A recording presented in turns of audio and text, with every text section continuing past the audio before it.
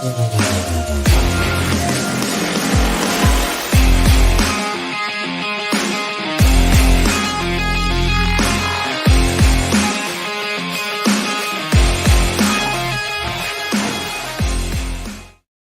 what's up, everybody? Welcome to a brand new episode of the Hot Mic here on the Outlaw Nation channel. I'm the Outlaw John Rocha, joined as always by the Sneider over there. Jeff Sneider, how are you?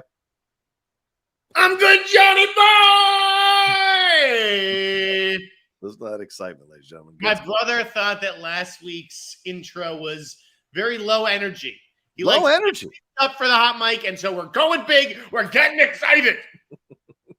It's got to be authentic. It can't just be high energy if it's not authentic. So are you feeling it? Are you really feeling it for today? What's the deal? I'm feeling why I'm ready to come out of the gate fighting.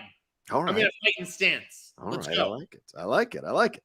Yeah, we got a lot to get into here. Thanks to the over 100 of you who are joining us live already. We're going to jump into the big news with the Hollywood Foreign Press, with the Golden Globes being bought out by Penske Media. And essentially, it sounds like Penske Media is owning the entire entertainment sphere once I read to you all the organizations and companies that they own. But also, we're going to jump into the first reviews for Secret Invasion, get into that news about the Hulk as well, debuting on Disney Plus this week. What does that mean for the Hulk's future? Is it coming back? The rights going back to Marvel? What are we looking at here going forward in the MCU? Can the forgotten movie become the movie that becomes the thing that might save the MCU from where it's going right now with phases 4 and 5? We'll get in some reviews for Indiana Jones Dial of Destiny as well. We're going to talk some of these delays. So just a lot of entertainment news going on. But of course, remember, first of all, subscribe to the channel and hit that bell button so you see we're dropping the content for the Hot Mic. Second of all, Super Chat Streamlabs are open. Streamlabs above Jeff's head in the description of the video here and pinned in the chat already. So, Jeff, what's tickling your fancy, man? Where do you want to start first? Do you want me to just start throwing shit out and we'll talk about it?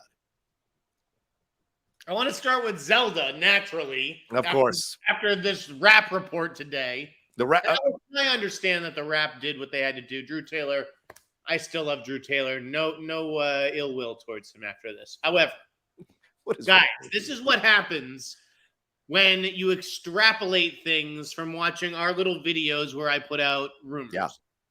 Did I report on Above the Line that this was a done deal? No, I did not.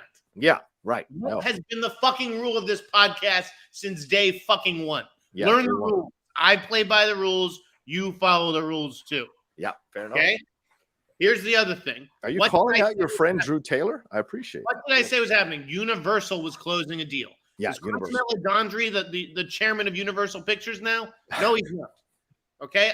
What I assumed, and I understand, looking back at last week's show and the language used. Extrapolated that it was going to be Illumination that made this movie because of the success that they had with Mario.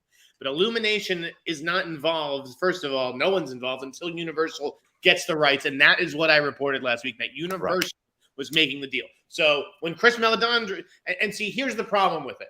Okay. The rap does that story, and Chris Meledandri's like, I don't know where this comes from. This is full of shit. What you're thinking is, oh, there is no Zelda movie. Right. It's not true. Drew has an animation fetish, so he cares about which company is going to make the Zelda movie. I could give two shits. The news is that Universal is making a Zelda movie, that they're getting the rights to do it. Right. And I have not seen Universal. No, Universal hasn't called me. No one said, this is bullshit, Jeff. Retract this. I think I'd like to think I have a good enough relationship with Universal. I did give them a 24-hour heads up about the story. Nobody had an issue with it. Yeah. So I get it. These are high-level discussions happening between Universal and Nintendo, but I'm telling you, these two are in negotiations for Zelda. Yeah. Whether it goes to DreamWorks Animation or Illumination, or they do it live action, who fucking knows? Yeah. We'll come to that bridge, when we get there. Yeah, it seems odd because, I mean, I know you and Drew are friends. I know him as a person I've seen before doing freelance work over at Collider, and every once in a while seeing him around. But, I mean, you would imagine he would call you. If you have my number, just text and ask. Yeah, text, DM, call. I mean, it's basic. Just call and figure out what the truth. And I'm not casting aspersions on Drew. It just seems odd that he wouldn't call you And he's written for you, so he wouldn't call you to clarify this. But Drew did what he had to do because Chris Meledandri did give that quote at Annecy, and it was going around. It was Illumination, whether it was because I said it or because the internet just played a fucking game of phone tag and said that I said it. Right. You know, of telephone, not phone tag, but telephone.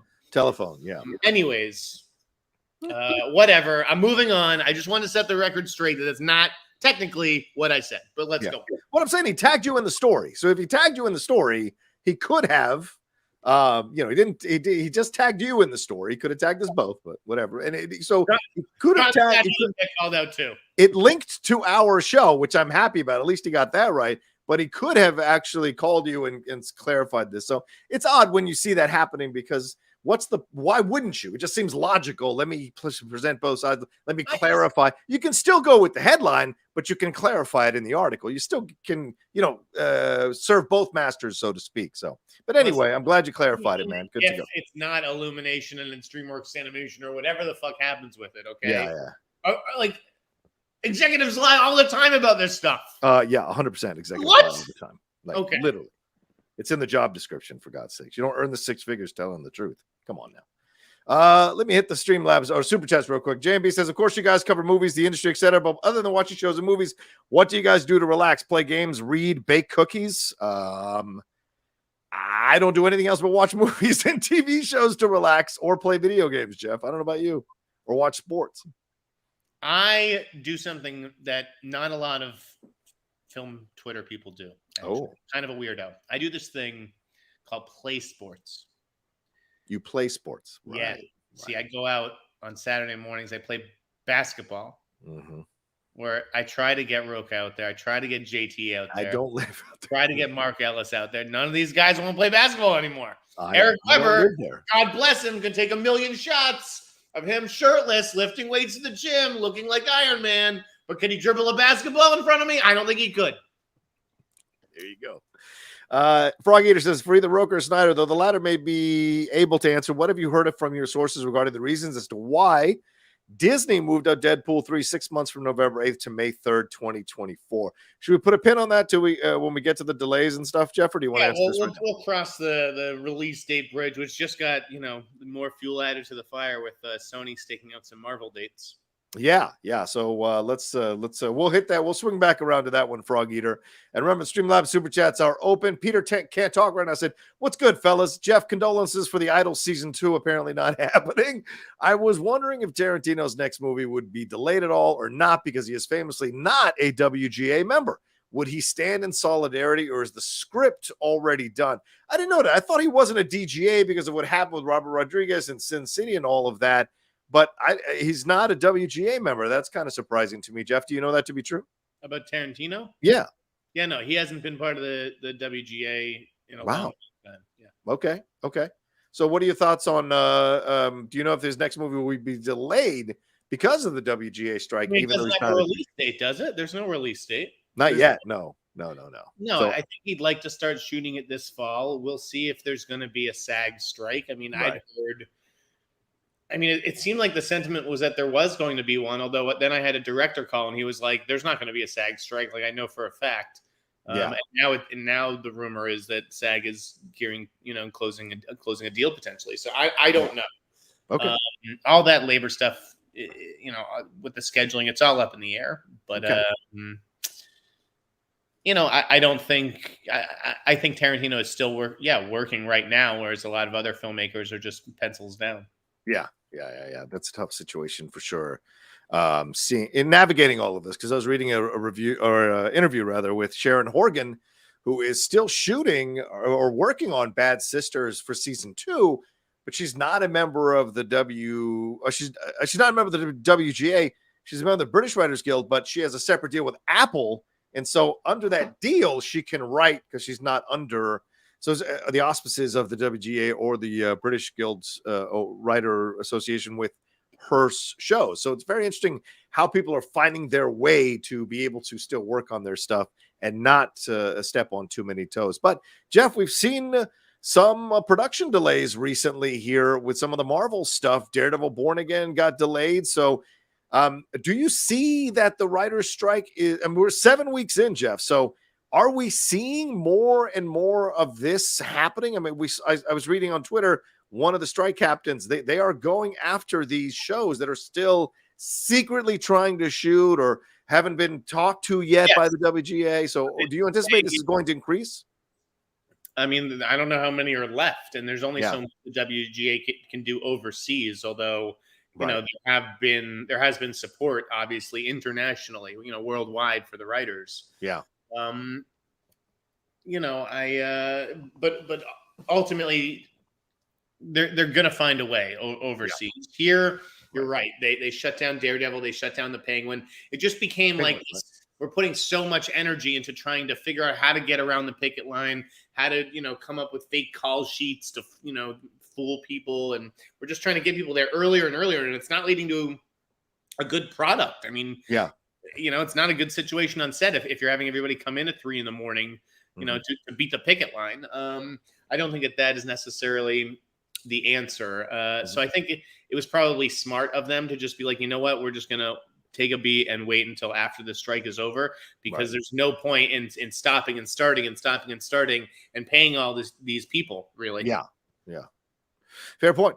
Fair point. And Adam asks, with Blade being delayed again, do you think the movie will even get made? And do you think that Mahershala Ali is pissed on not returning for the Spider-Verse payday because perhaps his Blade contract had an exclusivity clause, or am I crazy? Well, spoiler alert, they killed his character off in the first movie, so how would he come back?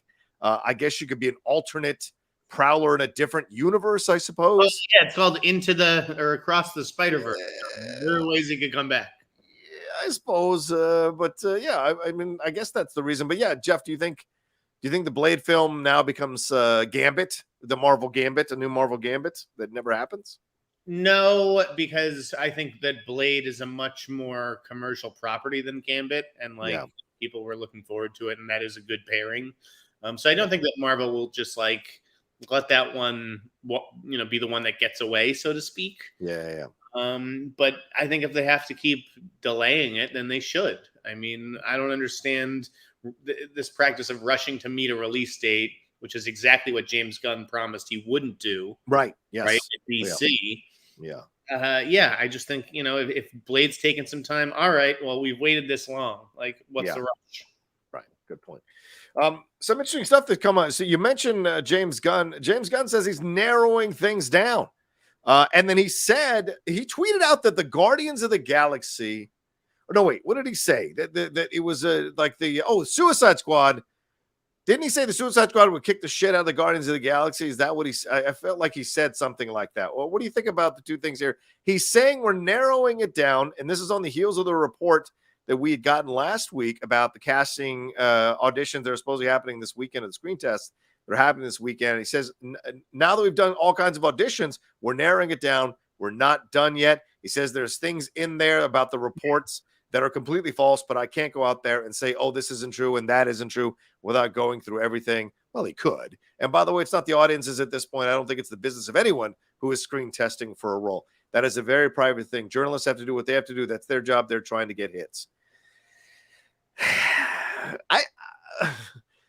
This interesting newfound hubris from the guy who was removed from Guardians of the Galaxy Volume 3, I think is really fascinating, Jeff, to watch these attacks, these shots he's taking, and I just don't understand it. You know what I'm saying? Because a lot of these writers kind of championed him, or maybe didn't champion him when he was removed from being the director of Guardians of the Galaxy 3 years ago because of those tweets.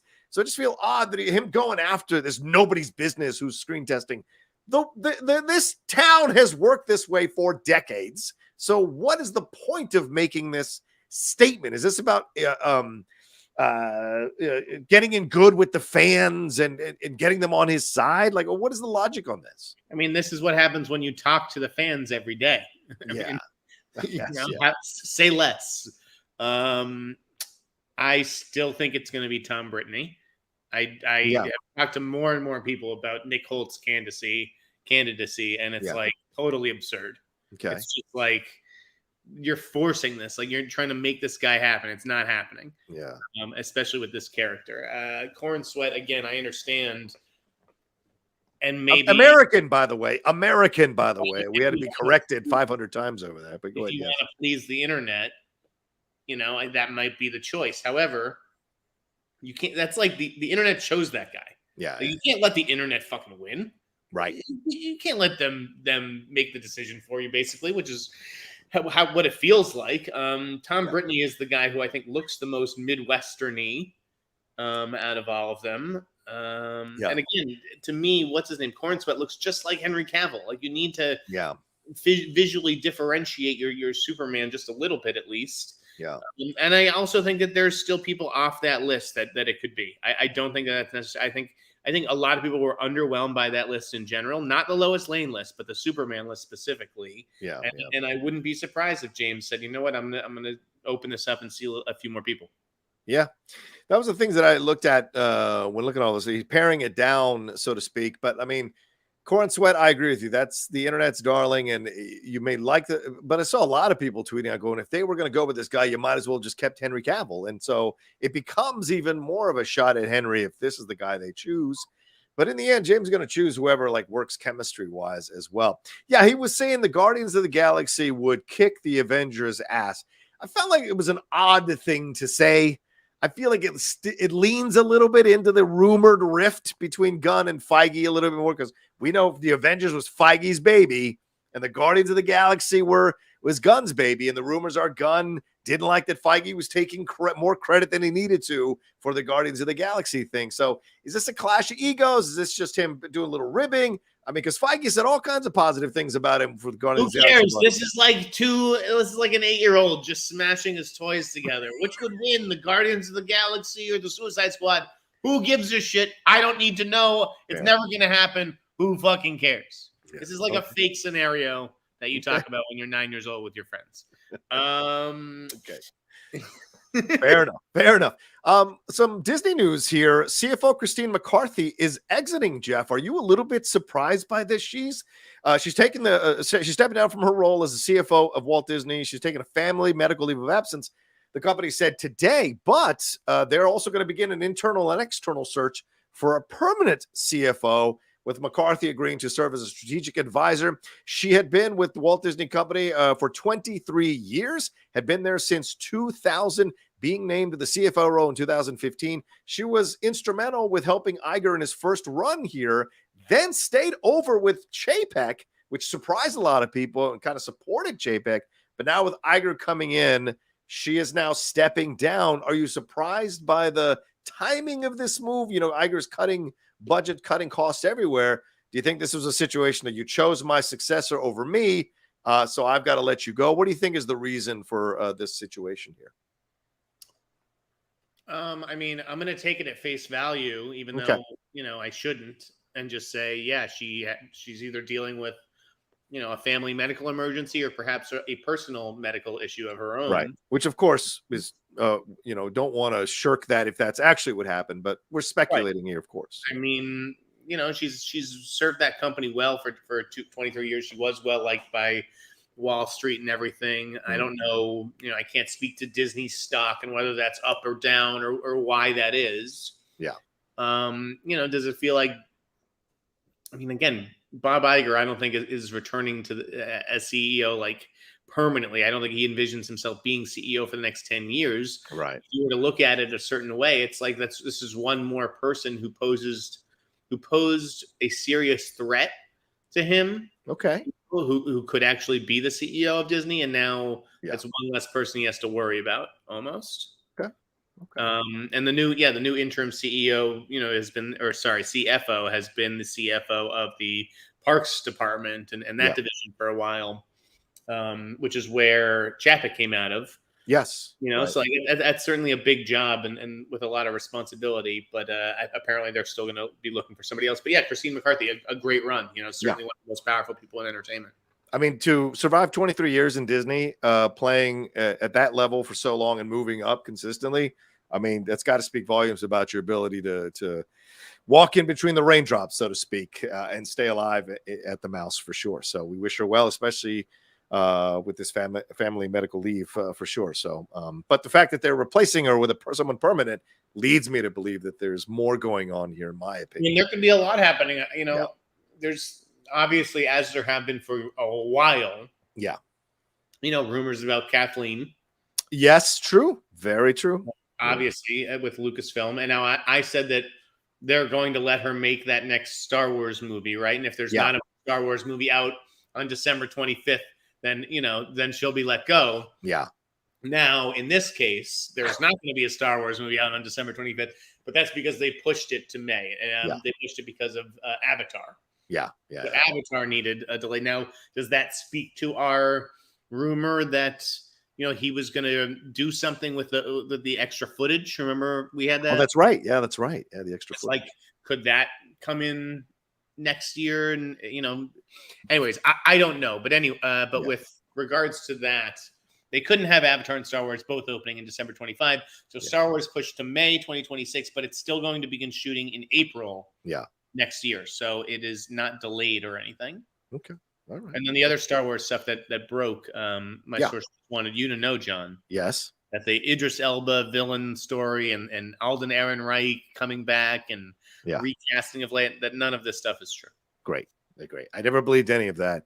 But John Boyega tweeted out this week how he was thinking about Oscar Isaac and Daisy Ridley and being on the set of Star Wars, and said he misses those times with those guys. So I can smell the steak dinner already that is coming to be presented in front of me on a live episode of the Hot Mic. I can already smell the steak dinner, Jeff. I hope so. Two things. Let's bring this up and have a little. Well, actually, let's bring this up. Have a little bit of a battle over this one, Jeff. Sarah Polley is going to be directing on the heels of Greta Gerwig directing a Barbie movie. Sarah Polley is in talks to direct a live-action Bambi film for Disney. This got a lot of tongues wagging. We could see the indie film lovers and the indie artists causing, already the rumblings of another sellout or going to work for Disney. Why would you do this? And of course, she was just recently nominated for Women Talking. I think she won the screenplay Oscar for Women Talking. So now she's going to take on a live action Bambi. Do you like this idea? Do you think this is interesting? My friend Eric Anderson at Awards Watch brought this up and talked about how the reactions to this. So what do you think about this, Jeff? Do you like the idea? Do you understand? Is this an indie situation? What's your feeling on it? I understand the impulse to scream sellout. Yes. But in this case, I actually like it. I actually think that Bambi is old enough and hasn't been done to death. Right. Where someone could come in and do something special with it potentially. Yeah. I look at her work and about the bonds between mothers and daughters and just women in general. Yeah. And I actually think that thematically her work, Bambi would fit in well with her filmography. Right. I think everyone is entitled to chase a payday, which this does certainly feel like. I think that Sarah Polley has, I reported on her maybe being eyed for a Paramount rewrite job for a project that Sean Hayter was doing. I think that a lot of these filmmakers take a lot of rewrite jobs on projects that never get reported. That would feel like sellout projects if they did come to light. Yeah. I thought that the Deadline report was obviously very interestingly worded. Yeah, because it was like she's in talks to direct this movie. Right. As far as the other writers and producers who were announced, we don't know if they're still involved, which is if they were still involved, that would be pretty easy to find out. So it seems like Sarah Polley just came in and was like, I want to, do this with my team, essentially. They'll probably get new producers, probably start from scratch with the script. And they couldn't mention the script either because it's a writer's strike. But Natalie, what do you think? She's not going to write the script herself? Right. Yeah, I don't know. I thought it was just I went long on Above the Line, so feel free to check that article out. Okay, but, I'm fine with it. Although I understand the impulse to be like, really, you just did Women Talking, you have all this clout, and you're going to use it to do Bambi. Bummer. Well, look, I'm a fan of creatives being allowed to express themselves, whether on a large template or a small template. So it doesn't matter to me anyway, and everywhere in between. If you feel called to do it, if this looks like a great challenge for you as a creative, then knock yourself out and go and do it and have some fun. And people who are complaining about it are the same people who would jump at the chance to make that fucking money, but they just want to sit there with their, dog-eared copy of J.D. Salinger in their back pocket and aspire to the artist's life. Well, in the real world, Sarah has done more than enough of the work on the independent side, both in front of and behind the camera. So if she wants to try something new to expand what she can do, see what it's like, and as you said, Jeff, stay within the themes of a lot of the work that she's done, women-oriented, mother-daughter type stuff, then why not? Why not see what you can do with it and make some changes and make some interesting approach to it? Because we've always talked about the death of Bambi's mother.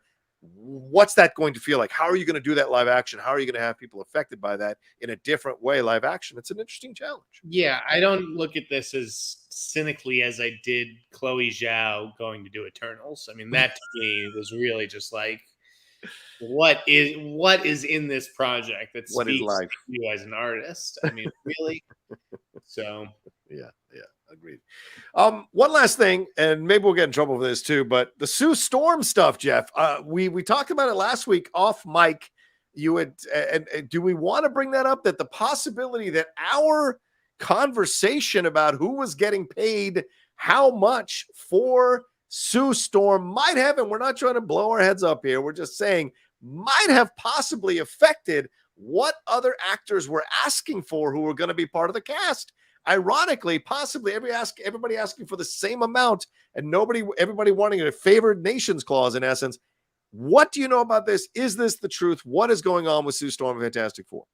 I really don't know much about it other than that rumor circled back to me that our story about Emma Stone or whatever had asking for 20 million. Yeah. Real world ramifications or whatever. I can't believe that. I can't believe that something that I would talk about on a podcast or write or whatever influence Marvel negotiations. Even with my narcissistic hubris, I don't I don't believe that. So, but a number of publicists, a number of managers. Agents. I'm sure you know some agents. So I mean. But like they have to know more than me about this stuff and who gets paid what and what everybody's quote is and what kind of talent budget Marvel is looking to work with, on Fantastic Four. Yeah. So yeah, I'm flattered by this rumor, but I'd be surprised if it was legit. Yeah, Grace Randolph tweeted out that Vanessa Kirby is back in talks for the role, and do you think that's true? Not that I don't think it's true. I won't start anything, but more a matter of like, do you think that's the choice? Do you think that's starting to feel more like the choice? I don't think. Listen, what did I ever once say that I thought it was going to be Margot Robbie? No, I was skeptical the entire time. You were, yes. Sports. I think that I do think that she is of the right level of actress that they're looking for. Right.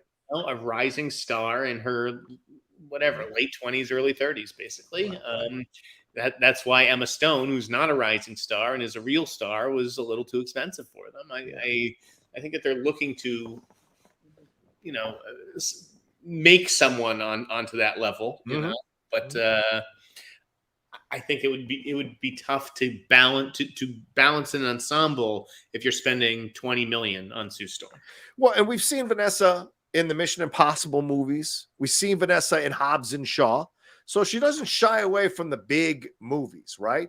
So, but she was also nominated for her work in an independent film. She's done a lot of independent films or smaller films. She's in The Crown, and so if it's her and Adam Driver. That's an interesting combo with both of them really cutting their teeth as independent actors, but then independent film actors, but then also jumping in to do good work on the bigger stages. So this could be a real interesting combo for Reed Richards and absolutely. Vanessa Kirby, and again, I still think Jodie Comer has to be in some sort of conversation or contention, particularly with the reviews that she's getting for that Broadway show. Prima she just won the Tony. Yes. Yeah. So. And maybe they were waiting for that, to see, before asking for whatever amount. Yeah, raising the price. Yeah, exactly. Although I don't know how much a Tony really raises your price, but maybe it does. Yeah. Come on. He's got to yeah, either one of those I think would be really good. I still think, Driver is probably the guy that they're targeting. Yeah. I haven't heard any other names for, Thing other than, I guess, Daveed Diggs. But right. Do I really think Paul Mescal is going to be Human Torch? I'm still not convinced on that one. But I think Adam Driver is the sure bet, 100%. I think there's no one else that you're hearing about, so he feels like the sure bet for sure. All right, we got 500 of you watching us right now. We're about to take a break here, boys. We're at the half-hour mark. Please remember to subscribe to the channel if you haven't done so.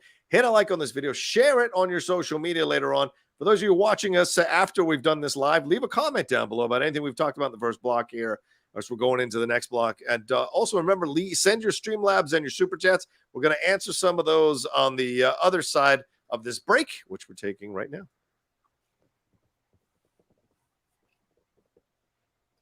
All right, Jeff, let's get into some of these Streamlabs and Super Chats that we haven't gotten to yet. Jeff, Kevin Cortez says, hey, Jeff, any memories of a boxing Uwe Boll? Love you all guys' show, by the way. That still comes up, Jeff. Any memories? Any memories? Only that I think I came out to a Wolf Mother song, and I don't know if I ever got that CD back. Oh, wow. Someone took your CD. Damn. Rematch? Anytime now at this age, you think, I know you're playing so much basketball. I still think Uwe Boll would probably beat the shit out of me. Let's be honest, right? This guy knows what he's doing in the ring. I still don't. Yeah. You're just bragging about your basketball. I just want to see if maybe you're ready again. Yeah, I mean. Brandon says, just saw the Flash movie a few minutes ago. It was really fun. The Batman and Supergirl scenes were the best part. Now I'm craving just one standalone Ben Affleck Batman and one last Keaton Batman movie. Yeah, Jeff, Barbara Muschietti and Andy Muschietti on the red carpet were talking about that they have not necessarily greenlit a sequel to The Flash, because there were reports that a sequel had been already in the works and there was a script possibly. And they said that they weren't ready, or I'm paraphrasing here, to 100% say that this was Ben Affleck's last run as Batman. So he is getting, I've seen it twice now, the movie. I loved him for the little time that we got him in the movie.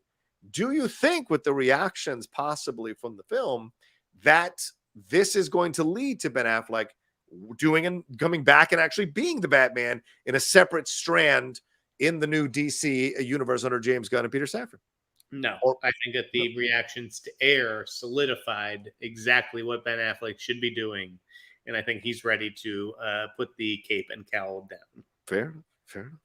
Well, before we move off this super chat, talking about the Flash, I want to ask you something, Jeff. It's not tracking well at 70 million. It's about 155, 160, something like that worldwide. Do you think The Flash is going to be a box office failure? The huge love it got coming out of CinemaCon has been dampened by some of the more recent reviews. The campaign to call out Ezra Miller for what they did. Of course, them showing up on the red carpet, actually answering questions, showing up the premiere and speaking about the maestro, Muschietti, and all of that. And thanking Zaslav, interesting moment. And do you think that do you think it's going to fail the box office? Someone tweeted out 6 p.m. In their hometown, 5 tickets were sold for an 8 p.m. screening tomorrow night. So on a Friday night. So do you think we're heading towards a Flash box office failure? And if we are, what does that mean for everybody involved in this movie? Because Muschietti is about to go on and do supposedly The Brave and the Bold. So what are your thoughts here? I do think it will likely underperform. It may overperform this opening weekend just because that's what we've kind of seen lately. That's been the trend. Yeah, true. Lowballing, opening weekend figures, and then it opens to 80 or 85 or whatever. But I think that this movie probably should be opening to 100 million. Domestically, yes. Yeah. I do think that. I mean, it's hard to say. If none of this Ezra Miller stuff happened, would this movie really be tracking better? Is their behavior really keeping people away and not selling tickets? I don't know. I have a hard time buying that. I think the movie is really good, but that last act is a mess. And I do, now you're starting to see people being like, oh, why does the CGI look like that? And He's like, well, it's supposed to, and that's how the Flash sees things. I mean, it's just. But then it doesn't help when Michael Shannon is coming out in an interview and saying, right. yeah, I really didn't enjoy coming back for the Flash. I did it as a favor and it was fine, but I didn't feel it like I felt it when I was working. This is all a gimmick. I mean, Affleck and what are you going to do for the next movie? Bring them back too again and make it a team up movie again with him and Batman? Like, no, this is all of the past. Leave this shit in the past. You know, let James Gunn has to move on with his thing, and I would move on from Ezra and this franchise, especially if it underperforms. I mean, again, if it made $1 billion or $2 billion, I think you'd be hard pressed to do that. Yeah. But it's almost like they're not that mad about it underperforming because now that gives them license to be like, all right, goodbye. I really think they have to, and I know some people are going to get mad at me because I do love the Snyderverse, but I also think they got to walk away from every single thing that is connected to the Snyderverse. Yes, and certainly watching the Flash movie, that is my biggest complaint, is that they borrow so much from Man of Steel. How many people who've been told Man of Steel is terrible so they won't go see it, even though I love it, are going to go into this film and get the feeling of Zod, the overwhelming fear that Zod is supposed to. If you haven't seen Man of Steel, it's not going to hit you like that. They won't even know who he is. Yeah, they won't even know who he is. Exactly. So, yeah. I barely recognized him because I thought he looked terrible. I felt bad when they brought the actress back to play her second or right hand man. She doesn't even have a word in the movie. So, yeah. Was it Angie Trow? I think that's her name. Yeah. I couldn't remember her name. Megatube 99 says, Jeff, do you know what James Gunn meant saying Blue Beetle is the first DCU character, but Superman Legacy is the first DCU movie? Pretty confusing. Jeff, your thoughts? I don't think it's that confusing. I do think that if anyone survives the current team, it will be Blue Beetle. Okay. It will be Blue Beetle. Okay. And so I think that is James's way of saying that he plans to use Blue Beetle going forward. Like, again, he refers to him as a DCU character. Right. Yes. This is the DCEU, right? The Flash is the DCEU. Right. So Blue Beetle being the DCU character, that means Gunn's going to use him, but it's not a DCU movie because Gunn didn't oversee the making of it. Yeah. So I think that's all that he means. That's not. I agree. I think it's good. I think it's good that he's being positive about the Flash. And so let him be positive about Blue Beetle. I think it's great. And then we'll see where that leads when it comes. Either he or Blue Beetle or the account posted the picture, the animated shot of Superman flying as Blue Beetle's running behind. So could be a little tease of what might be getting Blue Beetle, maybe in Superman Legacy. Who knows? That could be possible for sure. Cali Kid says the thoughts on the French Connection edit by Disney. We covered that last week, Cali Kid, if you want to go to that time code for last week. Jeff, do you have anything more to say on that? No, other than I'm waiting for, didn't Glenn Kenny say he was going to have an article coming out about it? It wasn't going to be in the Times. It was going to be some other outlet. I don't know if he published it yet, but Friedkin hasn't said anything. Yeah. Maybe this was just Friedkin's decision. I mean, that was, part of one story that I'd read. Yeah. Criterion defended himself by saying, this is what they sent us, so this is what we have to show. Right. But I think a little convenient, in my opinion. Surf_4 says Moon Knight season 2. Thanks for all you do, guys. Anything on Moon Knight season 2, Jeff? Do you know anything about it? Okay. I don't watch this one. I watched a few episodes of Moon Knight and I was like, this is nonsense. It's not your bag of tea. I felt bad for Oscar. Right. Brandon said, I've seen Rise of the Beast twice, the new Transformers movie. I think I liked it more than The Flash, but like The Flash, I'm worried that it's going to underperform. Transformers might lose money. Yeah, Jeff, what are your thoughts on that? Because it came out last week. What did it even open to? I don't even know. What was the figure? Do you know? I think it was 70 million. It overperformed. 70 million is what I think it did. Let me look it up real quick. It did 70. I mean, that's pretty good, I would say. For Transformers Rise of the Beast. Yeah. 77 million domestically, 120 million internationally. It's at 197 million worldwide so far. So, it opened at 61 million. It is now currently at 77 million domestically and 197 million worldwide so far. Got it. It's not bad for 2 weeks, 200 million. I don't think that's necessarily bad. We'll see if it's got legs. No, that's not bad. I if Transformers had opened at like 35 or 40, that would be bad. But that would be 60, yeah, and plus that budget, I don't think is the same as the other Transformers movies. Right. Good point.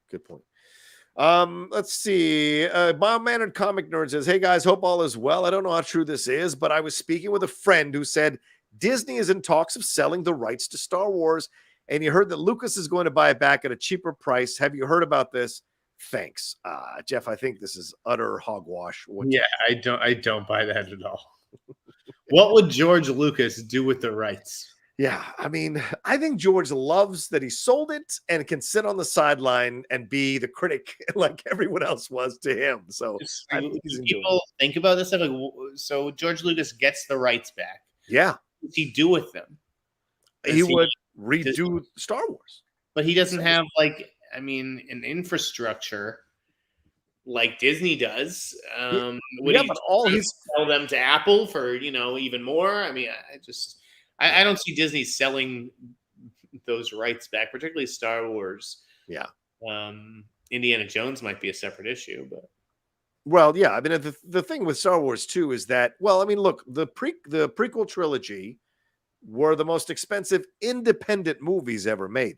George did those independently, and then had the studio. Well, he needed a partner. He need, know, like, it's not like George Lucas doesn't have a consumer products division. Yeah. But yeah, I don't think this would happen at all, especially as he's so much more older now. I don't. Well, he was out at the Indiana Jones premiere, right? Yeah, he was. Yes. I gotta say, it was great to see photos of him out. Yeah, I love George.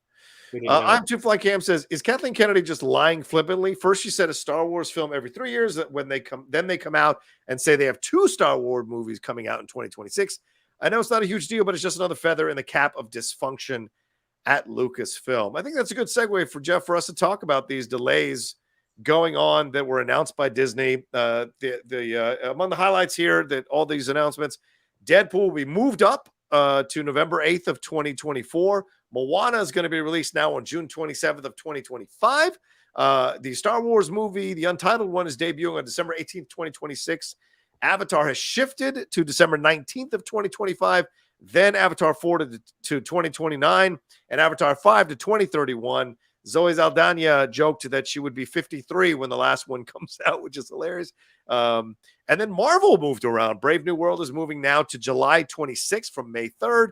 Thunderbolt's delayed to December 20th of 2024. Blade is now moved to February 14th of 2025. Fantastic Four 2025. Avengers Kang Dynasty pushed back an entire year. Kang Dynasty may be a good thing to figure out what happens with the Jonathan Major situation. And then Secret Wars now is over in 2027, dude. But 2 Star Wars films coming out in 2026. Oh my God. How could they do this to us? I saw people absolutely losing their minds over the idea of 2 Star Wars movies in a single year. Yeah. I don't see what the problem is. Really? Movies before. We've had 2 Pixar movies before. I think this was the sort of conversation surrounding all these moves. Yeah. Firstly, because what reading the tea leaves, what is the most important thing to Disney right now? Which franchise? I would say Marvel. Wouldn't it be Marvel? Correcting the Phase 4 and Phase 5 situations? No? What did you say? No, I think it's Avatar. You do? Oh, because it's done so well. Avatar is the most important thing that fair. I think. I mean, because basically every one of those movies has the possibility of being a $2 billion movie. Yeah, true. Very true. So if I was to read between the tea leaves of this, there's just the possibility, I would say, that Cameron is not directing 4 and 5. Well, you can forget about $2 billion if Cameron doesn't direct 4 and 5. I'm telling you this right now. I mean, by then we may have lost a little bit of interest, in Pandora and all that. We said that last time, and 2 came out, and that was mostly because they made us wait 13 years for it. I think that wait. I see what you're saying. Juice things. Right. I just think that kind of a delay. Maybe it's to get another director up to speed. Like I think Cameron has sort of intimated that he may have considered handing those 2 off. Who would step in and match Cameron at this? Maybe Villeneuve. Denis Villeneuve, Avatar. That would be interesting. Maybe Favreau. I mean, who Favreau? Knows? Sure. More of the pop culture sensibility with Favreau. These are just possibilities. I think the other thing looking at these moves is with the Avengers movies. Yeah. Is it, did they delay those movies to give, like, is Destin Cretton going to direct both? And this gives him another year to prep and to be able to shoot them back to back. Yeah. That is a possibility, because when we'd run that Kevin Feige might direct Secret Wars story, which was, a good bit of fun. Yeah.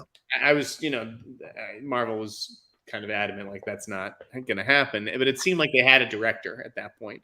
And so part of me wonders if it is, in fact, Cretton doing both. And also, we just haven't heard anything on Shang-Chi too. Yeah, right. Real silent on the Shang-Chi. He's busy with Kang Dynasty, as we all know, but it's like, is he even busier than we suspected? I'm trying to think if there's anything else to read into on those moves. I think, but is this all because of the Writers Guild strike? The strike, rather? Or do you think some of this is convenience as well, like using it to move these back? No, I mean, I think some of it is the strike and the delays that are going to be inevitable, and okay, I don't know. I mean, the other thing about the Avengers stuff is, like, maybe they delayed him because Cretton is going to get pulled off, and they need time to find another director, or like you said, they need time to and they need to stall to figure out what to do with Majors. I don't know. Yeah. It seems like that's the thing that hits me, is the major stuff is tied up in this, to see where they're going to go with all of that. All right, let's see. Maybe one more Streamlab, and then we'll move on to something else. Yeah, Josh Mabry. What's up, Josh? His apologies if you've already covered it, but I'm confused with a strike going on, how any movie can move up the release date. Yeah, we was talking about, for example, Deadpool 3. Yeah, let's talk about that, Jeff. Deadpool 3 moved up. That was a super chat we got earlier as well. So what do you think that indicates? Do you think that indicates they're very confident in this movie? I think it's almost like, well, they don't need to worry about, maybe it's the visual effects team that doesn't need to worry about doing the visual effects on Daredevil now. Right. A bunch of other stuff. And it's like the stuff that is getting made is going to get pushed through the system a lot faster, because there's so much less stuff clogging the pipe, so to speak. So maybe it's that. But I mean, if the script is locked, which it was obviously prior to the strike, I don't see why the strike going on would prevent a movie from moving up its release date. Yeah, good point. Jeff, a big monumental thing happened this week. Let's get into it. That is the Golden Globes. They were bought out. Eldridge Industries, a holding company owned by billionaire investor Todd Polley, and Dick Clark Productions, which is part of Penske Media, agreed to buy the Foreign Press Association's Golden Globe assets for an undisclosed price. The proceeds will go to a new nonprofit called the Golden Globe Foundation, which will continue the Hollywood Foreign Press's philanthropic efforts. It gave more than $50 million to entertainment-related charities over the last 3 decades, but members of the Foreign Press will become employees of the association, or they'll become employees of a yet-to-be-named for-profit entity that will expand the Golden Globes as a brand, and former members, of which there are fewer than 100, will earn $75,000 annually for 5 years just to watch movies and television shows, vote on the awards, and produce promotional materials, including writing articles for the Golden Globes. This is something to think about as well with Penske Media. They now own Variety, Rolling Stone, The Hollywood Reporter, Billboard, She Media, The Rob Report, Deadline, Vibe, IndieWire, Gold Derby, Dick Clark Productions, and also are the owners of South by Southwest, Life is Beautiful, Latin Music Week, and the ATX Television Festival, and the largest shareholder of Vox Media. Jeff, this concerns me, to have one company owning all these outlets, and then we're supposed to believe that these outlets are independent thinking outlets. So to me, and I'm not trying to get destroyed by these outlets, I'm just throwing it out there for conversation. It worries me a little bit to see this happening. And so what are your thoughts on this? And what are your thoughts on the Hollywood Foreign Press being bought out? RIP, rest in peace, Golden Globe. Yeah, right.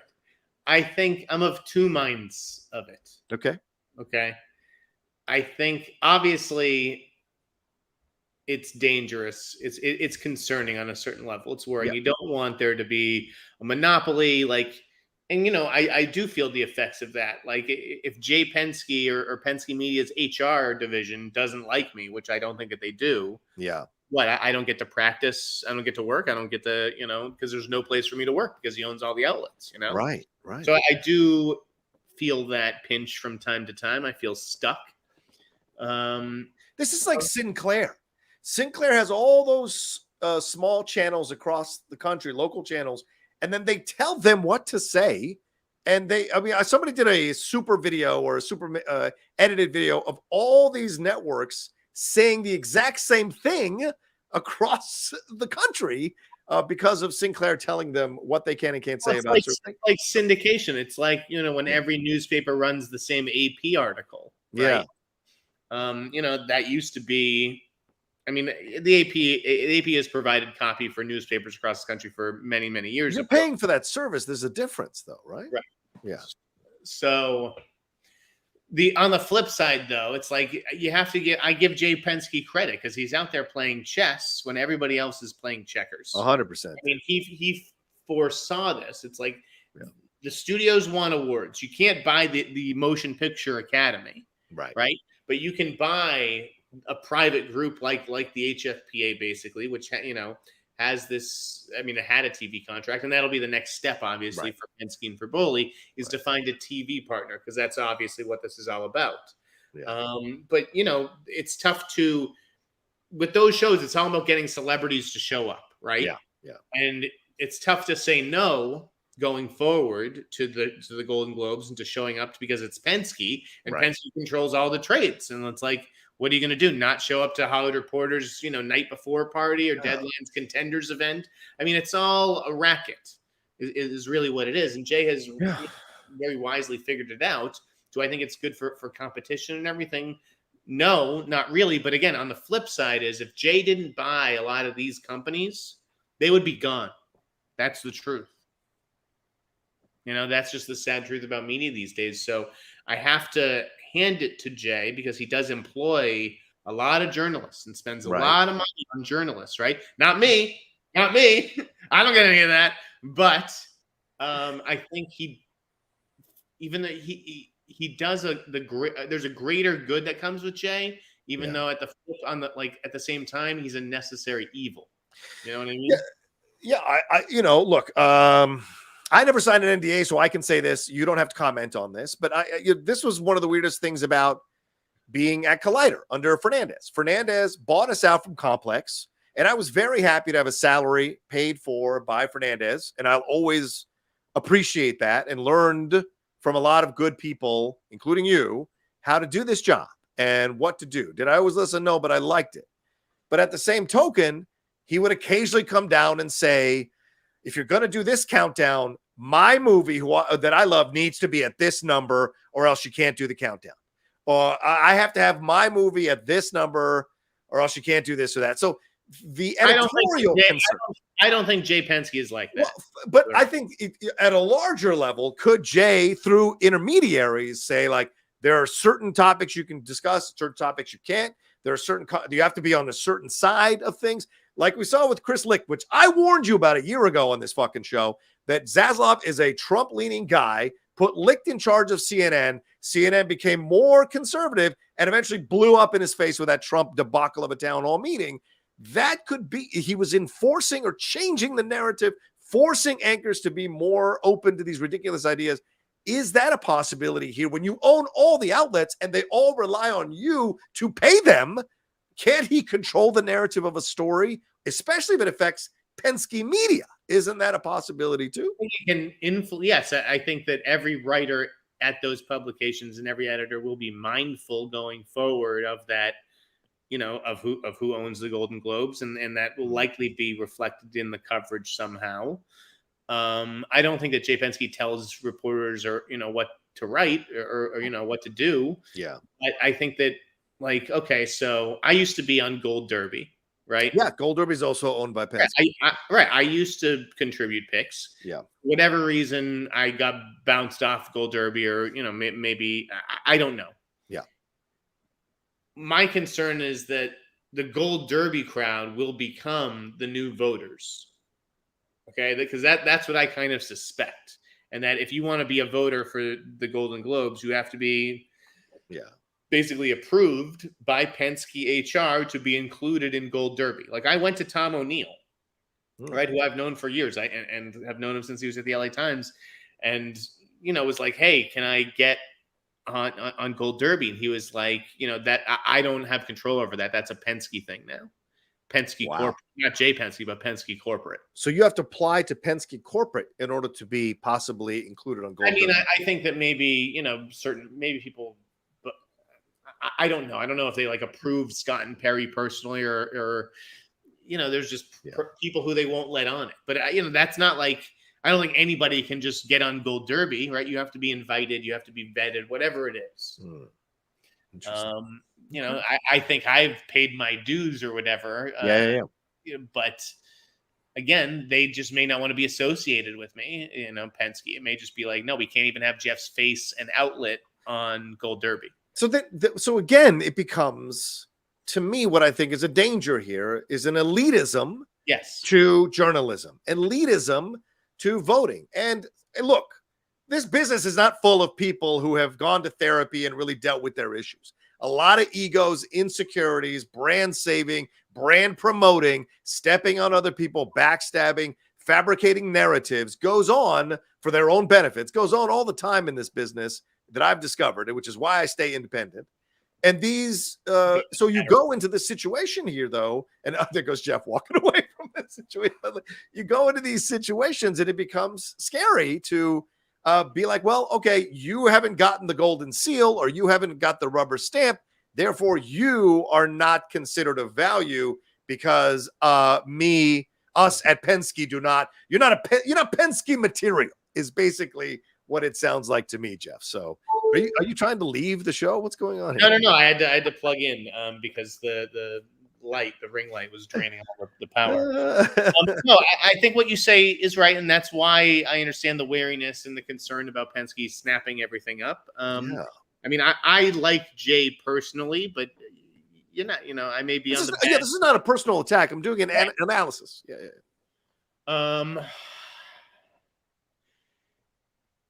Well, this is why you created the HCA, or why Scott created the HCA, right? Yes.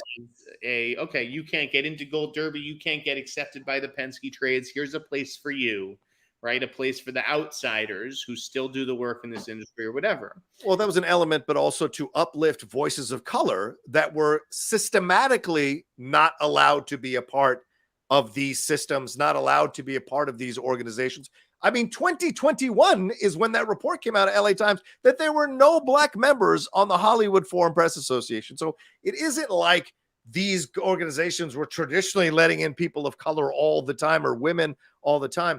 That was one of the motivations for creating the Hollywood Critics Association, is to have more people of color, women, outsiders. Goal. Yes. A noble goal, but whether you want to say it's, people, it's bullshit or made up or whatever, we've seen what happened this week with Nikki Fowler's long tweet and certain allegations that were made. Like, no matter what happens, almost something always goes wrong with all of these organizations. And the Hollywood Foreign Press, certainly. Yeah, you're right. Yeah. Because it's just like, it goes to people's heads, the power. Yeah. Truthfully, I know you're a board member, and I know we had this discussion last week. Yeah. But that point about the financials, I mean, I'm sorry, if you're not opening up the financials to the membership, that's because you yourself are making money hand over fist, and you don't want to share it with everybody else. This is, what can I say? You don't have to say too much. If I were you, I'm saying don't just believe one person. Let me just put that out there. There's a lot more here. There's a lot more going on, and I hope there's a resolution. I hope we find a path back to resolution, because I think there's more involved here that is being presented. But what your general point is correct. These organizations, as they grow, are going to incur issues and problems and accusations, both credible and not credible, and that tarnishes the brand. Eventually, you've got to sell. Yeah, just not the purpose of journalism or critics. That's just not why we're here. Right. To grow award shows and act like, I'm sorry. It's a fundamental disagreement that we will not see eye to eye on. But it's let's not. Are you fair enough. Are you watching The Idol? I can't do it, dude. I can't. I couldn't even watch the second episode. I'm sorry, dude. I can't put myself through it. There's so much that I'm not watching to make myself hate watch a show. I don't think I can do it. I'm loving it. Episode 2 is great. I've heard from so many people who think it's great and can't go on Twitter and say it's great because they're going to be attacked and called, and these are women. These are women, just so you know. It's pretty crazy. The response from Puritan critics. Yes. Who act like there isn't sex and rape and incest every week on Game of Thrones. Yeah. Okay. It is unbelievable, the attacks on this show. And if you think that there's not going to be a season 2, because that's what page 6 said, dude, people can't stop talking about it. The people who hate it can't stop talking about it. There's absolutely going to be a season 2. Lily Rose is a star. They're fucking selling music with the soundtrack and shit. Give me a break, dude. This is a fucking hit for HBO. You see some of the shit that's getting renewed over there? Give me a fucking break. I don't know. It lost 12% of its opening viewership, but still 800,000. When you heard about the Succession numbers, 800,000 is still somewhat in the ballpark. So it's not a bad number to have necessarily, but certainly people are dropping off on it. Maybe not at the highest amounts, but they're certainly dropping off on it. So Succession's gone, Barry's gone. Who's the most important person at HBO? Larry David. No, it's the person behind Euphoria. Yeah, right. Yes. Sam Levinson. So if you don't think Sam Levinson's getting a second season of this show, page 6, good luck. Maybe. I mean, Citadel got a second season, and people are bashing that show. And so, the show, okay, someone's saying I just talked about the controversy. And Velma just got a season. I'll talk about the fucking show right now. Jane Addams is amazing on the show. Jane Addams, good actress. Yeah, I like Jane Addams. I mean, she's incredible what she's doing. Lily Rose Depp has been absolutely fantastic. Okay, you want to talk about there's something left to be desired about The Weeknd? Sure.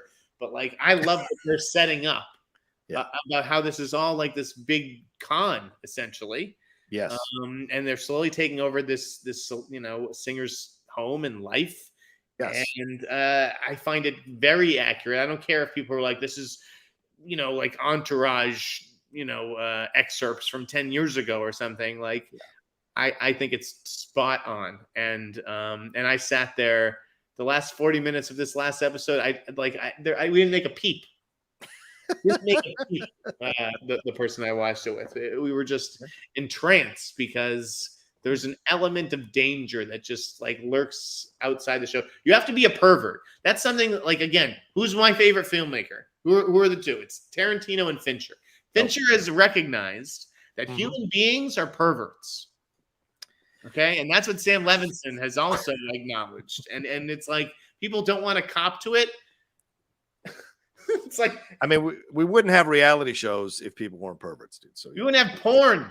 Porn is bigger than anything. That's a fair point. There's nothing bigger than porn. Who's watching all this porn?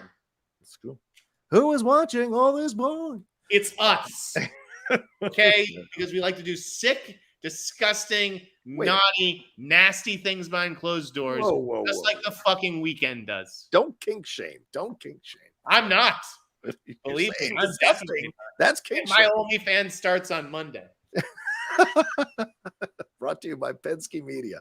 All right, let's take a quick break. We're gonna jump into some last stuff. We gotta go in just a little bit. So we'll be right back right after this. All right, Jeff. Let's see here. I got a couple of things that rolled through. First of all, Pythagonos, thank you very much. Appreciate that for the sticker. Brandon says Across the Spider-Verse was great. Really felt the gravity during the canon event talk. It made me feel like Sony is planning something huge, like bringing the Spider-Man story to a close, turning the animation character to live action with Tom Holland. Jeff, do you think that's been rumored that he's going to show up in one of these and maybe Beyond the Spider-Verse? Do you think that's going to happen? That Tom Holland would? Yeah, live action. I think it's an inevitability. I do. Okay. Yeah. Well, they just brought over the Spider-Man movies of Andrew Garfield and I think Tobey Maguire to Disney Plus. So opening the door more and more to the possibility. I think Far From Home and No Way Home are not on there yet, and neither Guardians of the Galaxy Volume 3 yet. But certainly it seems like they're ramping up for something with Spider-Man. I don't know whether Peter Parker makes sense within Miles Morales' story. It does feel like the second movie probably would have been the place for it. I don't know, that's but whatever. Who knows? Yeah. They had another cameo from a live action in that. Haskell says, I saw Flash. I don't get the best comic book movie ever made. Talk 7 out of 10. Yeah, I don't disagree. It's not the best comic book movie ever made. But speaking of Spider-Man, let's talk about this, Jeff, real quick. The Hulk is debuting this week on Disney Plus on June 16th. They announced that today. The film was initially released and distributed by Universal on June 13th, 2008, and the company held the rights to the title for 15 years. Now, in a notable shift, the rights have reverted to Marvel Studios, leading to the film's release on Disney Plus. Liv Tyler and Tim Blake Nelson, who are in that Incredible Hulk movie, are returning in Captain America: Brave New World. Certainly, Harrison Ford is replacing William Hurt as Thunderbolt Ross, rumored to be the Red Hulk. Rumor is supposed to be the president in Thunderbolt. So we're seeing more and more. Betty Ross showed up in What If. So this idea that the Hulk tentacles now, a film that a lot of people forgot in the MCU, didn't like in the MCU, directed by Lou Leterrier, starring Edward Norton, now kind of stretching out its tentacles, reaching into to the MCU, into Phase 5 and Phase 6. What are your thoughts? Are we going to get a Mark Ruffalo-led Hulk movie, standalone series here, possibly with Edward Norton coming in as a multiverse Hulk? What are your thoughts on all of this? I have no idea.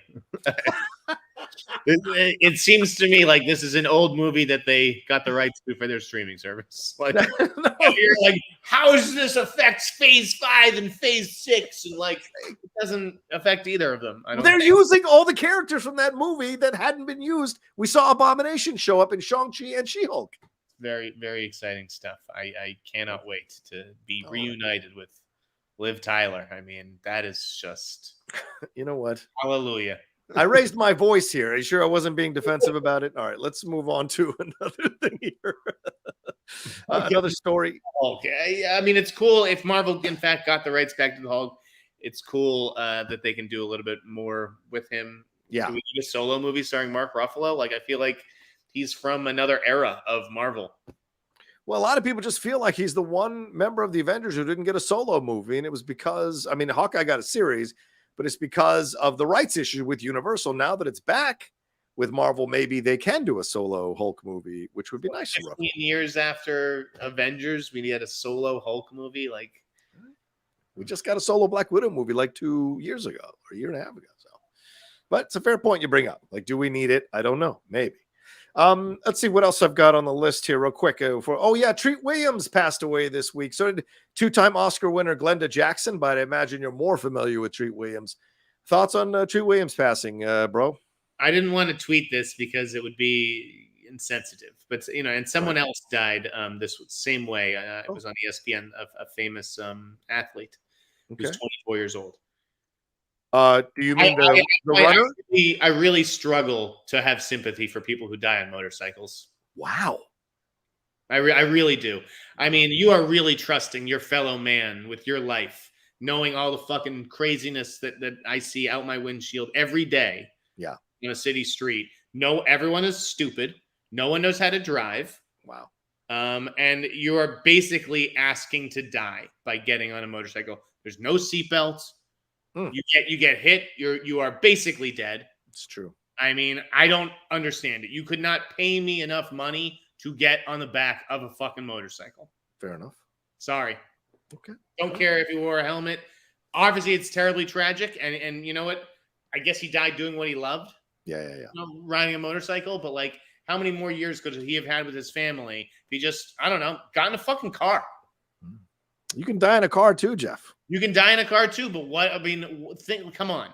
You could die in it. You could die walking your doggy. Easy. Right? Get killed walking your doggy. Easy, Pacino. I get that I could get in the elevator in my place. I should have taken the stairs. Right. The elevator could collapse. Like, right. I get that argument, but like, fucking A, dude. A motorcycle, what are the odds? They skyrocket, and it's stupid. Yeah, it's a shame. I'm not agreeing with Jeff, by the way. I'm just saying it's a shame that we lost Treat. I mean, Treat, Prince of the Cities, I grew up on that. I had the double VHS of that one. It was such a great film. And so I remember just being like blown away by Treat. And I was always surprised he never became like a massive Tom Cruise type level star. But he always had this kind of, harder edge to him, and his work and it showed in his work and variety work, stage and screen. Certainly a lot of love from a number of people this week. And for sure. Course, no, I really liked him. He did some great work over the course of his career. I never, did you watch Everwood? Everwood. I would watch. Yeah. I watched a couple of seasons of Everwood. Yeah. Yeah. It's just, it's terrible what happened to him. And I just wish that people, whoever's watching this, like, why are you getting on a motorcycle? Why? You're saying don't get on a motorcycle is what you're saying. Please. This is a PSA. Please. And for those of you who don't know, Glenda Jackson, who had won 2 Oscars, one in 1969 for Women in Love, she passed away here at 87 years old, peacefully at her home in London. Nothing wrong with that. She was also very involved in politics. So, a lot of love to a woman who had an incredible amount of talent, both, again, on stage and on screen, was very beloved and very well respected for all the work she did. Her second Oscar coming in 1973 for A Touch of Class, there for her role in that film as well. So sad to see her passing, but 87 years old, bro. That's a good life, especially winning 2 Oscars, for God's sakes. Incredible stuff there, for sure. All right, one last thing. The Idol, by the way. HBO has responded to the Page 6 report saying it's being misreported that a decision on a second season of The Idol has been determined. It has not, and we look forward to sharing the next episode with you on Sunday night. There you go. Whit just sent us a little bit saying for a well-placed Heat quote. Thank you, Whit. Very kind of you. Jeff, Michael DeLuca, Bam Abdi today in a Variety article said that they want to bring Christopher Nolan back to the studio. They apparently gave him a 7-figure bonus for Tenet. But they've also scheduled Oppenheimer, Barbie against Oppenheimer. So mixed signals here. What do you think is going to happen? Is Nolan going to go back? Is this what Nolan wanted all along? Or is this posturing in a way to kind of to smooth the bad feelings here? Thoughts? I really don't know what will happen because on one hand, you can't move, right? You can't play chicken, especially when you're going to win. Yeah, right. But on the other hand, if you really did want this guy back, like even if in your calculations, and by the way, I think that both movies would benefit from opening separately. I agree. There is some overlap. With the audience, even though it wouldn't look like that on paper. I think that there's a lot of people who want to see both movies. Yeah. So I think that both movies would benefit from opening on separate weekends. If you really wanted him back, like even if you do the calculations to say if we push it to July 28th, it's going to cost us $15 million or $30 million at the box office. Isn't that worth it? If it really did get the job done and show Chris Nolan like we're sorry, and we want you back, like then again, Universal seems to be doing everything right with Oppenheimer. It's just like, why do you, if they're doing right by you, why leave them? This is fascinating because how can Nolan turn this to his advantage? Because he will. How does he turn this to his advantage? Does he intimate that he might really seriously consider this? But you'd have to move Barbie through like intermediary sources, not directly so he has plausible deniability, but maybe through intermediary sources. And then they do it, and then he still doesn't come over. Look, we've seen many, many stories where teams or people in power have tried to placate someone they want back at the cost of others and their other projects or other players, and in the end don't end up with either. So this would be a hell of a chance they're taking to bring him back. And this is essentially, what do they call that when you're tampering? They're essentially tampering by being so overt in trying to steal back Nolan from Universal. I mean, isn't there a penalty for this? Don't you lose draft picks for this, Jeff? Yeah, no, I like it. I like your analogy. But this is also, I don't know, the kind of good old fashioned competition that you kind of want to see more of. Like, I'm looking forward to seeing this showdown. Even though if I was Warner Brothers, I probably would budge. Just, if it meant getting Christopher Nolan back, I would budge. To me, it's worth it. Yeah. Fair. We'll see how that goes down in between. All right, let's wrap up. Last thing, Indy 5. Did you get a chance to see it? I saw it last night. Have you seen it yet? No, I skipped the screening to play poker last night. Jesus Christ. What is wrong with you? I haven't heard good things, I got to tell you. Well, I enjoyed it. And we're going to have our non-spoiler review up tomorrow, me and Shannon McClung, but we're from the Geek Buddies, but we got our out-of-theater reaction up right now. I had a great time with this movie. I couldn't believe how much I enjoyed it because I'd read all the negative reviews, and I thought for sure I wasn't going to like it. And I had a blast with this movie. It works so much better than Crystal Skull. So if you're a hardcore indie fan, I say go see it. And for all you nostalgia lovers, maybe you all need a lesson in how many plot holes there are in your original trilogy Indiana Jones films. I'll happily point them out if you need me to. But I think sometimes film criticism is devolving into nostalgia. Satisfy me like I was when I was 10 years old, rather than understanding the quality is equal to what you got before. You just are an adult now, so you point shit out that you couldn't point out in the past because you were 10 years old at the time. So I just think there's a little bit of that going on with some of the analysis of these films lately, Jeff, because I don't understand what people didn't enjoy in that movie. It was so much fun, and they made the old guy thing work. And I was ready to be upset about it like I was when Robert De Niro was face stomping a guy and looking all of 75, even though he was supposed to be 40. So that's my opinions on that. So, yeah. Yeah, didn't see it. Not terribly interested, I got to tell you. Okay. The one I was interested in seeing that no one sent screeners for, surprise, was Secret Invasion. Oh yeah, I got those. You didn't get? Yeah, I didn't get shit. I didn't get shit. Apparently, I'm just not cool anymore, man. Sorry, man. I think you'll like Secret Invasion. It's a slow burn, Secret Invasion. I'm looking forward to it. I think it looks good. It looks different than your typical Marvel series, so I was excited for it. But yeah, the reviews came in mostly positive. There were some people who called it dull or thought it was a bit slow, or my friend Griffin Schiller saying how he just didn't buy it at all. It was kind of not a good performance from Samuel L. But I thought it was really good, and I enjoyed it. And yes, was there a little Marvel cheese? Sure. But overall, I thought the darkness of it all worked so well, the grittiness of it, very much a Winter Soldier vibe. And there are a couple of moments of shocking violence. You're just like, what the fuck? This is a Marvel show? And then also Olivia Colman is so damn good in that movie, in those first two episodes. So definitely watch it for her. I think Emilia Clarke, you were getting there, but Olivia is like, boom, like immediately perfectly a part of the MCU. So, and I think Sam's doing great work, and Mendelsohn too. So those are my thoughts on that. Well, I would recommend The Righteous Gemstones season 3, which should be starting soon. I thought it was excellent. It's the best season yet. And then I'm seeing if I can talk about this show yet. I'm checking the embargo. Have you watched the Arnold doc yet? The 3-episode Arnold doc yet? No. I got to watch that. All right. It's midnight. I can't talk about it till midnight tonight. Sorry. Can you say what the show is? No. Yeah, it's the Idris Elba show, Hijack. Oh, Hijack, yes. Did you watch that? I have the screeners. I haven't watched them yet. Watch that show, John. Really? Okay. All right, dude. If you say to watch the show, I will watch the show for sure. All right. Anything else? I don't think I have any more StreamLabs or SuperChat. Josh Mabry wants to know if there's any update on the Ted Lasso spinoffs. I feel like Nick Mohammed sends a cryptic emoji every other day. Well, I mean, Nick wants to stay in the conversation. I think there's nothing wrong with that. Jeff, have you heard anything? I think it's inevitable. Yeah, these Ted Lasso spinoffs. Even when I was doing my Ankler report on Apple TV Plus and everything, I think that they were expecting Ted Lasso to continue in some way, shape, or form. Right, fair enough.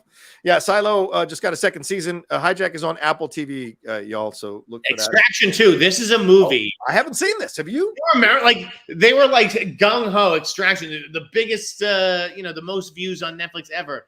I did not even know the movie comes out this weekend. Didn't even realize that the sequel comes out this weekend. Like what? I have done trailer reactions for this movie. I've included it in conversations on other shows. How do you not know that Extraction is coming out this weekend? Man? I had no idea. Yeah, it's because you're too busy watching The Idol, for God's sakes.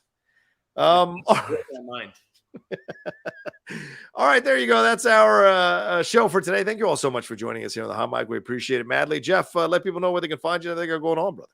AboveTheLine.com and TedrosTedros.com.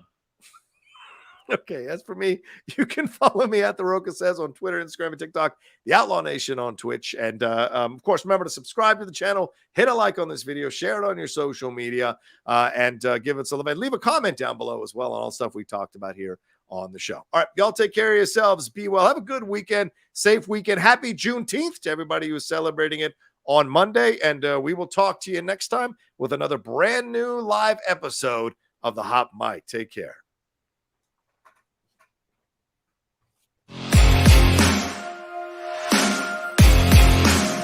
Thank you.